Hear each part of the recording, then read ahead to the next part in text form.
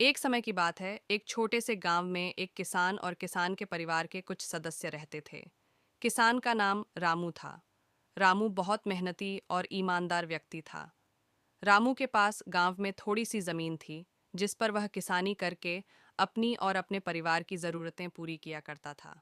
रामू की आर्थिक स्थिति ठीक नहीं रहती थी और अचानक एक बार तेज बारिश होने के कारण रामू की फसलें पूरी तरह से नष्ट। और यह देख रामू अत्यंत दुखी हो जाता है, क्योंकि रामू का पूरे परिवार को बचाने का एकमात्र स्रोत व फसलें हुआ करती थीं, जिससे उसका दिल टूट गया और रामू निराश हो गया। परंतु उसने हार नहीं मानी। उसने अपनी अंतरात्मा को मजबूत किया और दोबारा से खेती करने की योजना बनाता है। उसने खेती में अधिक समय और मेहनत लगाई और नई नई तकनीकों का इस्तेमाल किया, जिस कारण धीरे धीरे उसकी नई खेती सफलता की ओर बढ़ने लगी और उसकी मेहनत रंग दिखाने लगी।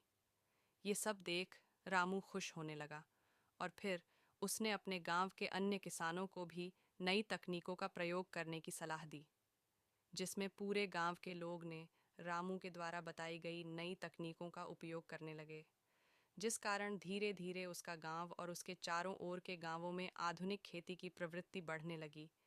उसके प्रयासों से किसानों की आर्थिक स्थिति में सुधार होने लगा और उनका जीवन सुखमय होता गया। सभी के चेहरों में मुस्कुराहट आने लगी और सभी खुशी खुशी जीवन बिताने लगे।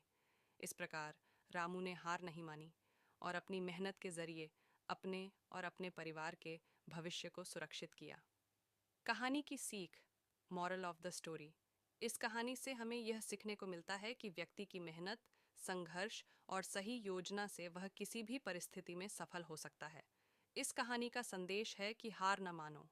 समय बदलेगा, क्योंकि मेहनती और आत्मविश्वासी लोग हमेशा जीतते हैं।